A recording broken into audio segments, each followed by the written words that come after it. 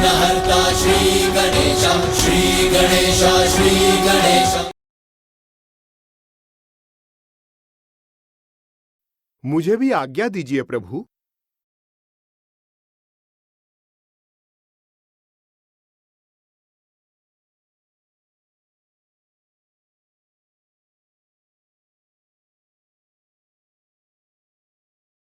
प्रभु, आपकी कृपा से तो मैं लोभ के विकार से रहित हो गया, किंतु मुझे ज्ञात नहीं भावी जीवन में मेरा उद्देश्य क्या होगा। मुझे उचित दिशा दिखाने की कृपा करें प्रभु। लोभासुर, तुम लोभ के विकार से प्रभावित होकर जो अधर्म युक्त आचरण करते थे, अब उसका त्याग कर अपने शेष जीवन को सदाचार और सत्कर्मों में लीन कर व्यतीत करो और लोभ के स्थान पर संपूर्ण संसार में संतुष्टि के भाव का विस्तार करो। जो आज्ञा प्रभु। अनुज गणेश, लोभासुर तो प्रभावीन हो गया, किंतु ममतासुर और कामासुर वो तो अभी शेष है, और उनसे उत्पन्न होने वाला भावी संकट भी। हाँ भैया, उन दोनों के भंडासुर में समाहित होकर उस महासुर की शक्ति में अपार वृद्धि करने के पूर्व हमारा उन दोनों को रोकना भी अनिवार्य है, और ये कार्य हमें शीघ्र करना होगा भैया। कामासुर। ज्ञानानंदमयं देवं निर्मल। प्रणाम प्रभु। प्रणाम प्रभु। है ग्रीफ। सर्वविद्यानां हयग्रीवं उपास्महे। कल्याण। गणेश जी, कामासुर सृष्टि से धर्म और सदाचार मिटाने पर आतुर है। जिस समय आप लोभासुर को विकार से मुक्त करने में व्यस्त थे, उसी अंतराल में अवसर का लाभ उठाकर कामासुर ने काम भावना के विकार का विस्तार आरंभ कर दिया था, और अब उसने समस्त जगत को उस विकार से ग्रस्त कर दिया है। सर्वत्र अपना प्रभाव स्थापित कर रहा है वो।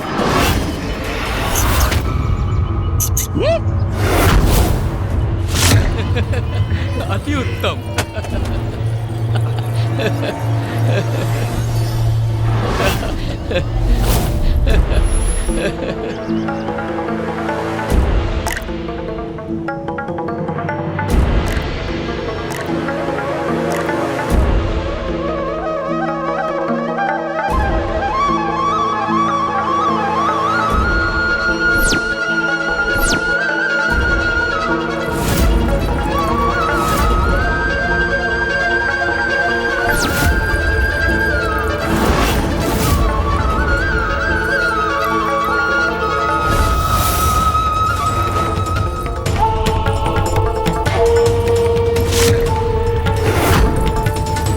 साधारण मनुष्य ही नहीं, वो तो देवताओं को भी अपने विकार के वश में कर रहा है, और उसके प्रभाव में आकर स्वयं देवराज इंद्र भी मर्यादा को भंग कर एक घोर अधर्म कर बैठे हैं।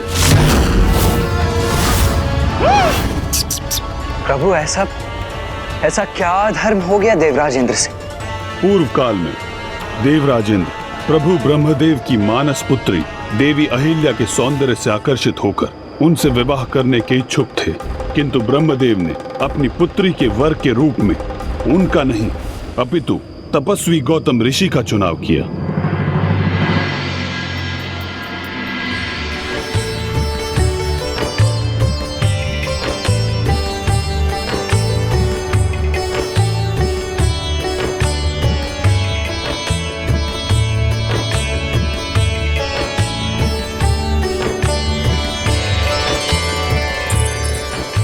जब देवराजेंद्र कहीं प्रस्थान करते समय गौतम ऋषि के आश्रम के निकट पहुंचे, तब कामासुर को उनके मन में देवी अहिल्या के प्रति आकर्षण का आभास हुआ, जिसका लाभ उठाकर उस असुर ने देवराज को भी अपने विकार से प्रभावित कर दिया।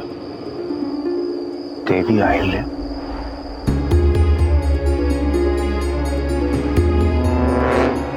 अब तो उनका विचार करना भी मर्यादा के विरुद्ध है, और मर्यादा की सीमा का उल्लंघन मुझे कदापि नहीं करना चाहिए।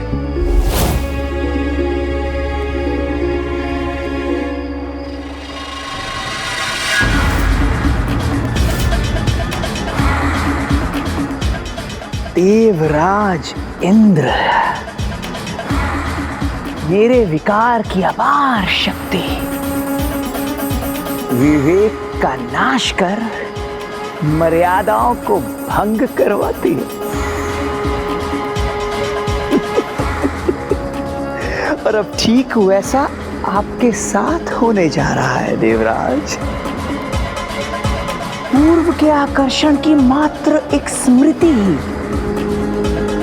पलक झपकते ही अनियंत्रित काम भावना में परिवर्तित होने वाली है।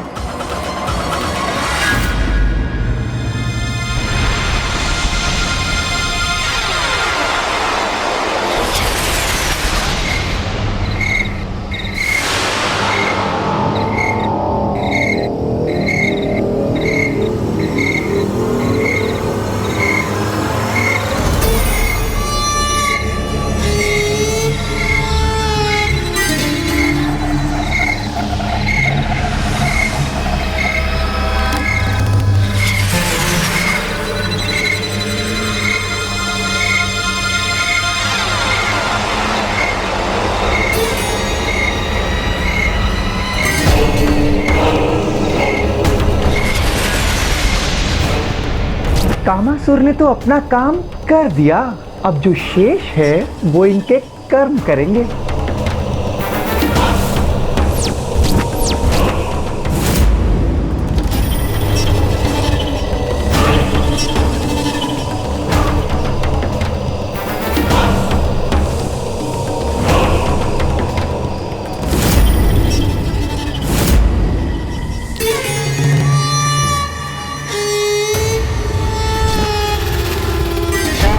और फिर गौतम ऋषि के आश्रम के निकट पहुंचकर देवराज इंद्र ब्रह्म मुहूर्त तक गौतम ऋषि के वहां से प्रस्थान करने की प्रतीक्षा करते रहे।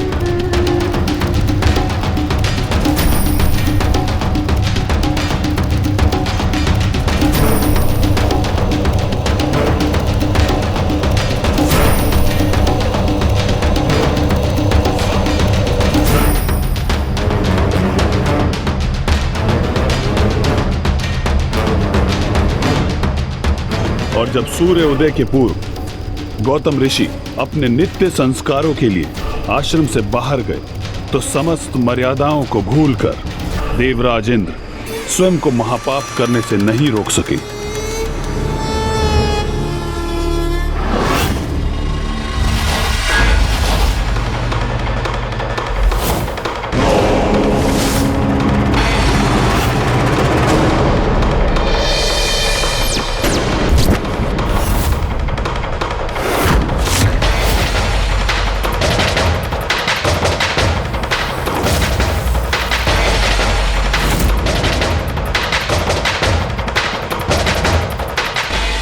जब तक ऋषि गौतम अपनी कुटिया में लौटे तब तक बहुत विलंब हो चुका था। देवराज इंद्र के इस छल के कारण देवी अहिल्या का पतिव्रत धर्म भंग हो चुका था।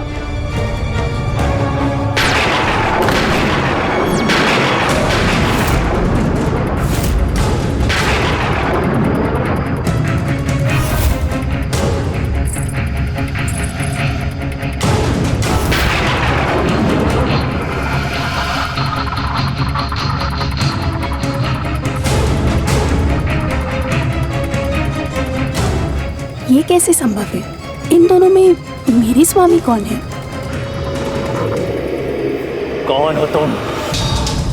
मेरा रूप धारण करके छल से मेरी कुटिया में क्यों हो तुम?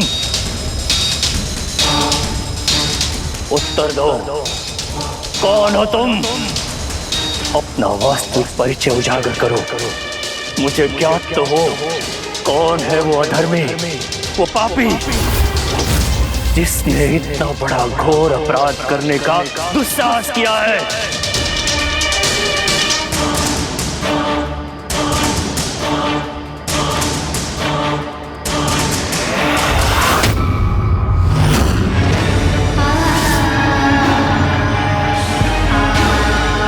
देवराज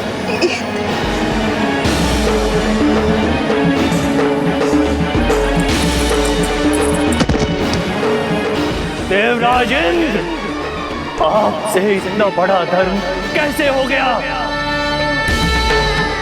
मर्यादाओं का पालन करना, पराई स्त्री का सम्मान करना, छल कपट से दूर रहना, ये धर्म होता है देवताओं का। ये आप कैसे भूल गए देवराज? कैसे भूल गए देवराज? मेरा कार्य तो हो गया, अब आप भुगतिए देवराज इंद्र।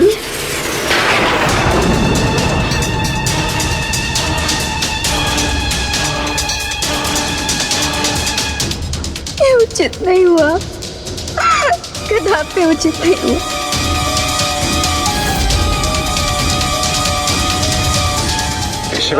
देवराज, देवराज,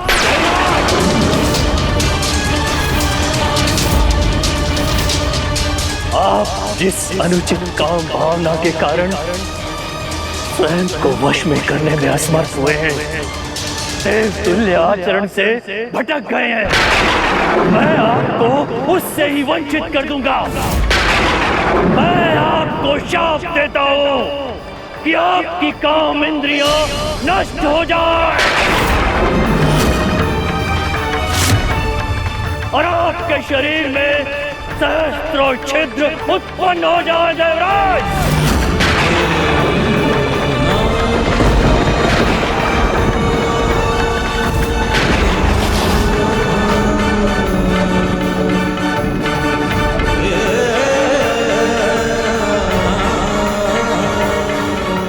हे ऋषिवर,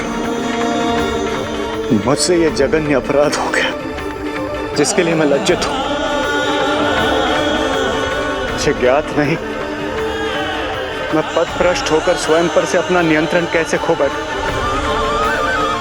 मुझ पर दया कीजिए ऋषि, मुझे क्षमा कर दीजिए, क्षमा कर दीजिए मुझे। बड़े से बड़ा अपराधी भी यदि सत्य निष्ठा से क्षमा याचना करे तो उसे क्षमा करना धर्म होता है। परंतु देवराज, आप आवेश में आकर अपना धर्म भूल गए,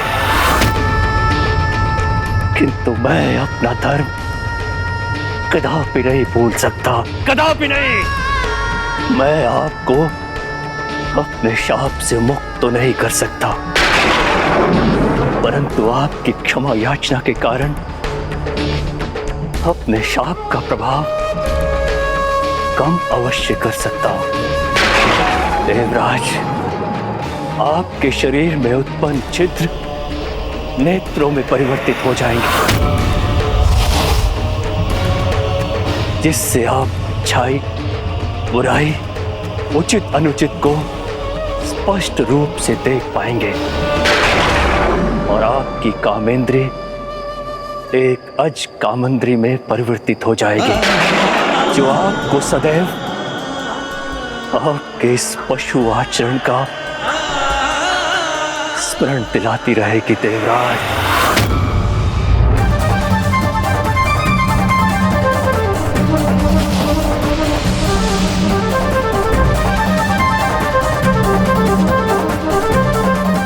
आपका कोटि कोटि धन्यवाद ऋषि, आपका कोटि कोटि धन्यवाद।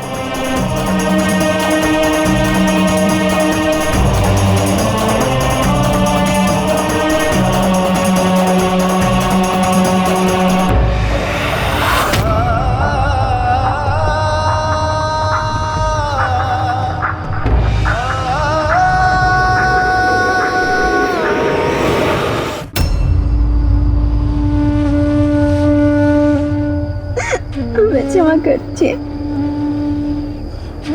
स्वामी, हमें क्षमा कर दीजिए।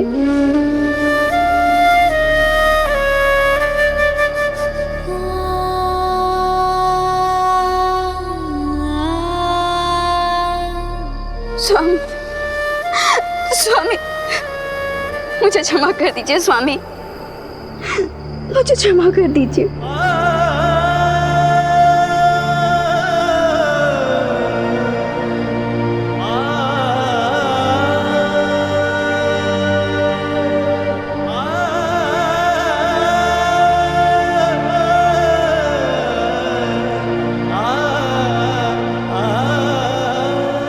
स्वामी, स्वामी, स्वामी, स्वामी रुकिए। स्वामी, स्वामी आप कहाँ जा रहे हो? स्वामी मत जाइए। स्वामी इस प्रकार मुझे छोड़ के मत जाइए। स्वामी कहाँ जा रहे हो? स्वामी मुझे क्षमा कर दीजिए। स्वामी, स्वामी मैं जानती हूँ कि मैं आपकी दोषी हूँ, पर ये दोष मुझसे अज्ञानतावश हुआ है। मुझे क्षमा कर दे स्वामी, मुझे क्षमा कर दे। देवराज इंद्र के छल ने जिस पाप में मुझे भागीदार होने को विवश किया, इसका इतना बड़ा दंड मत दीजिए स्वामी, मत दीजिए। मेरा परित्याग मत कीजिए स्वामी, मत कीजिए। मुझे क्षमा कर दीजिए स्वामी, मुझे क्षमा कर दीजिए स्वामी। देवी, इसमें आपका भी उतना ही दोष है जितना कि देवराज इंद्र का। ये सत्य है कि देवराज इंद्र हमारा रूप धारण करके आए और आप उन्हें पहचान नहीं सकी, किंतु एक राजा के अधीरता भरे स्पर्श और एक ऋषि के शांत स्पर्श की शीतलता को आप पहचान क्यों नहीं सकी देवी? मैं तब अद्र निंद्रा में थी स्वामी। उस स्थिति में मुझसे बहुत बड़ी भूल हो गई, मुझे क्षमा कर दीजिए स्वामी। अर्ध निद्रा में जिस प्रकार एक आषाढ़ शिला की भांति आप स्पर्श के भेद को समझने में असमर्थ रही हैं, उसी प्रकार शिला के रूप में आपको अनेकों वर्षों तक तपस्या करनी होगी, तपस्या करनी होगी।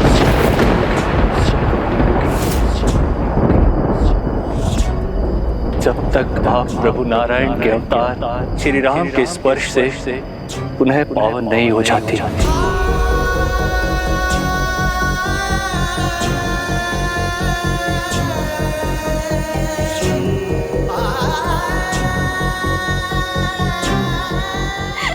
स्वामी,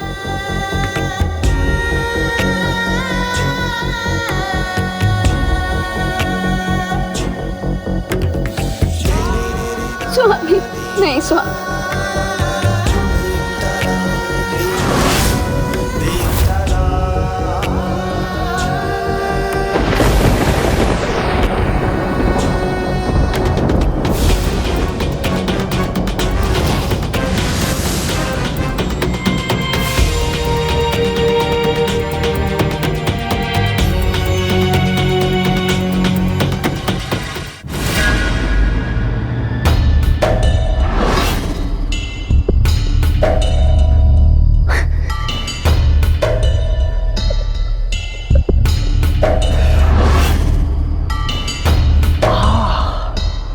आनंद आ गया, मन तृप्त हो गया ये दृश्य देखकर। कार्य मेरा और दंड भुगतना पड़ा देवी अहिल्या को।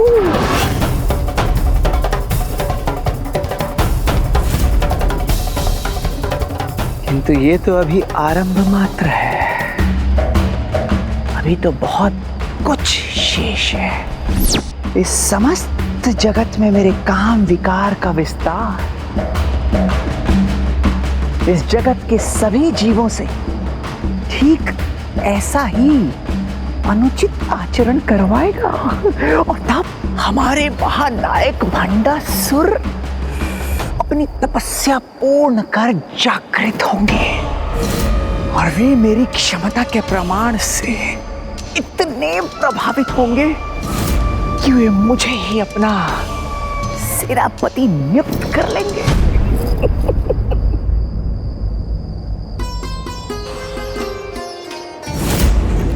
कितने दुर्भाग्य की बात है, कामासुर के दुष्प्रभाव का दंड ऋषि माता देवी अहिल्या को भी भोगना होगा।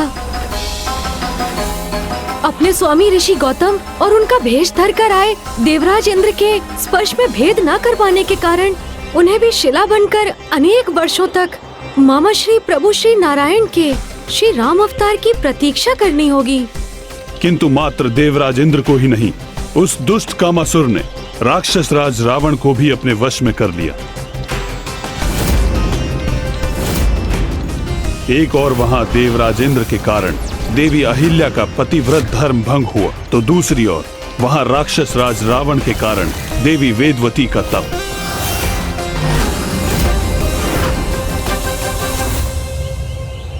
माता वेदवती की तपस्या भंग करवा दी उस दशानन ने, जो वो अनंत काल से प्रभु श्री हरि नारायण को पति रूप में प्राप्त करने के लिए कर रही थी।